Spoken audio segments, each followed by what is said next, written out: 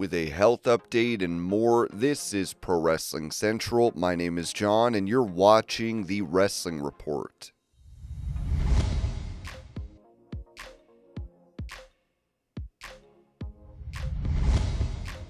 Speaking about the possibility of being John Cena's final opponent in WWE, Javon Evans told Yahoo's Uncrowned, "I've always been a fan of Cena, especially me being younger. He always played to the younger fans. I'm so blessed to be in this position and have this opportunity. There's a picture of my first WWE event. I'm wearing John Cena's headband and wrist joints. This is insane. I know that the process to get into Cena's final match is going to be trouble for sure. It's going to be mountains. It's going to be speed bumps, but I'm willing to get there. Whatever I need to do, whatever I've got to do, whatever helps me get to that match, to have that match with Cena, I'm ready to take all that on. Bro, honestly, if that happened, I would probably retire with him. What can I do, man? I had Cena's last match. You know what, Cena? You have my last match too."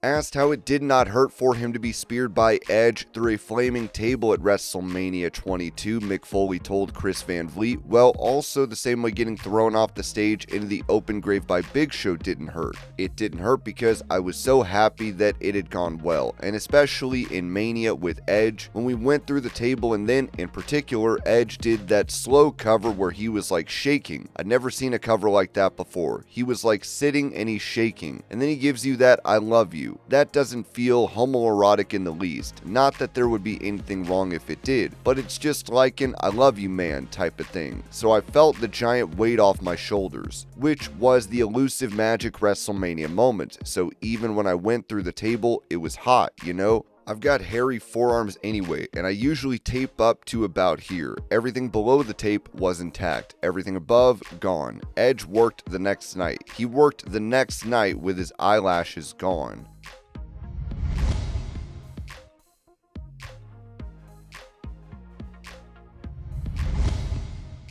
Providing information on the future of TNA Wrestling, Ringside News wrote that TNA Wrestling is making moves, big ones, with just weeks left before 2026 kicks off. The promotion is reportedly closing in on a $10 million media rights deal to take its weekly show live again, and now there's a new player at the table, AMC. According to The Takedown on SI, a new TV suitor with no WWE ties is pursuing TNA, and AMC has emerged as a legit landing spot. The Takedown on SI has learned through TV industry sources that another network with no current WWE ties has been pursuing TNA's media rights, with them indicating that AMC has emerged as a potential landing spot. AMC may not be known for wrestling, but it's got reach. The network built its name on massive scripted hits like Breaking Bad, The Walking Dead, and Mad Men. And while AMC has never aired pro wrestling, the report points out that this partnership could put TNA in front of a much bigger audience. Back in 2014, there were even rumors that AMC was looking to buy WWE and merge with the sports entertainment juggernaut, but that talk fizzled out. This time, the interest is real, and TNA is trying to capitalize. Dave Meltzer previously named A&E and the CW as possible broadcast options for TNA, but both come with WWE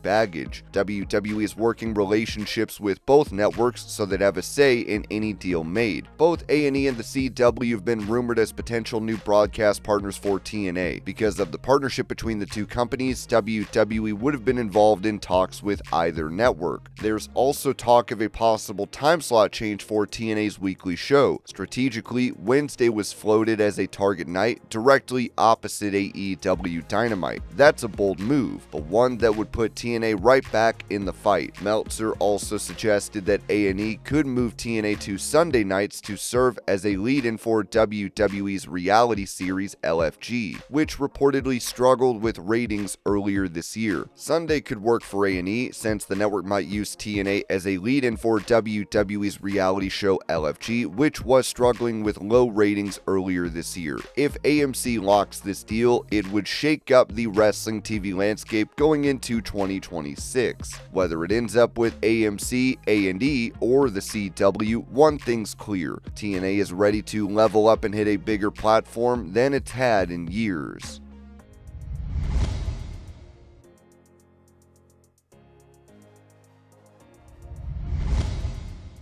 Talking about the original plans for the Nexus faction to defeat Team WWE at SummerSlam 2010, Wade Barrett told Inside the Ropes, "We get down to the ring. Arn Anderson says, here's the finish. You and Justin Gabriel get to the final 3 against John Cena, and Cena's going to beat you both and go over." At which point I kind of thought he was joking, and now I realized, no, he's not joking. This is serious. John's going over. We go in there and say, hey Vince McMahon, here's the situation. We've just been told John's going over. We think it's a bad idea. We think we need to go over. Vince looked me in the eye and told me the reason we're doing this is because SummerSlam needs to have a happy ending. We didn't want that. We wanted kids to go home happy. I knew at that point I was being lied to. I knew it was a nonsense reply. I didn't believe it then. I don't believe it now. I thought it was a terrible idea. They told him, this is such a big mistake, and after the match, or maybe a couple weeks later, he turned around and said, yeah, you guys were right. That was a mistake. You had this thing that could have kept steamrolling all the way to WrestleMania, and you killed it right there at SummerSlam.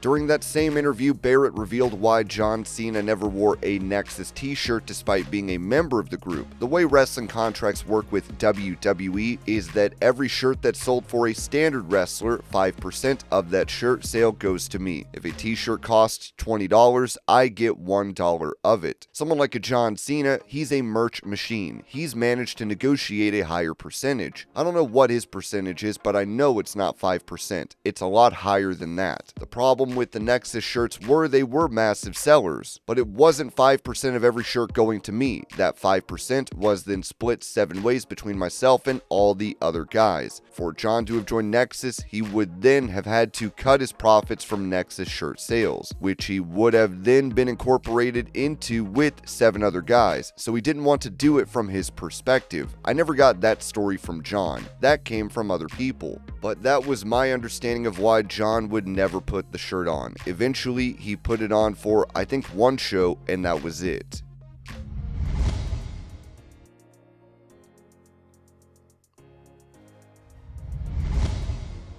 When it comes to accusations against Goldberg, Ringside News noted that Goldberg became public enemy number 1 after he walked out of a private signing with KNS WrestleFest at Big Event NY on November 15th. However, it seems there is more to this story than initially thought. In a now deleted Facebook post, a fan told Tom Unger, the promoter of Big Event NY, that Goldberg was a jackass and the rumors about him were true. "You are a great vendor. Sounds like Goldberg is a jackass. Maybe the rumors were true." However, Tom Unger immediately shot down that accusation against Goldberg. Unger explained that Goldberg did nothing wrong. Goldberg signed autographs for fans for 5 hours and only left because he had a flight to catch. Unger revealed that Ken, the owner of KNS WrestleFest, took money from fans for autographs even though they never had a contract. Big Event NY had already told KNS that Goldberg would only sign their items if he had extra time after finishing with Tom's customers. Tom said Ken was never promised anything and shouldn't be acting like a victim online. He also said KNS shouldn't have accepted mail-in orders without knowing if they could actually be completed. No, he wasn't. He signed for the fans for 5 hours straight. Ken wasn't guaranteed anything. I told him that if we had time, we would get his items done. He shouldn't be posting all of this acting like the victim. This was my deal, and my customers come first. He shouldn't have taken mail orders from all of you without knowing if they would get done. Tom was then asked why Goldberg couldn't stay another hour or 2 for private signings, saying he wasn't a big celebrity anymore. He explained that Goldberg wasn't contracted for extra time, so it wasn't hard to understand, because that wasn't what he was contracted for. This isn't that complicated to understand. This comes after WrestleFest claimed that Goldberg came to the event for a private signing with another vendor, but then left without doing the signing he owed KNS. They had all their items ready while he was signing for another vendor, but when he finished, he got up, said he was done, walked past their table, and left. WrestleFest said said they were very disappointed and frustrated, and they apologized to everyone. Unfortunately, Goldberg private signing did not happen. We had all our items laid out ready to sign as Goldberg was doing another private for another vendor.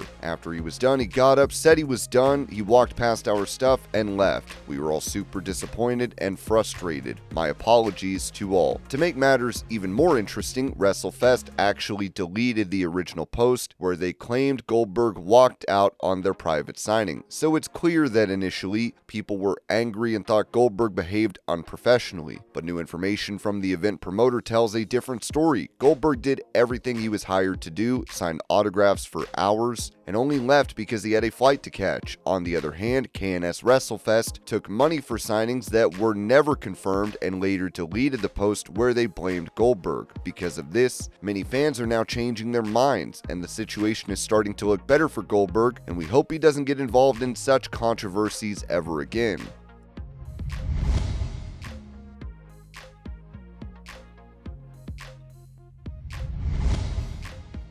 After confirming that he had a torn rotator cuff and would be out of action from WWE for 6 months, Seth Rollins was seen without a sling in a photo with Becky Lynch and Steve Austin, as this appears to be a good sign for his recovery.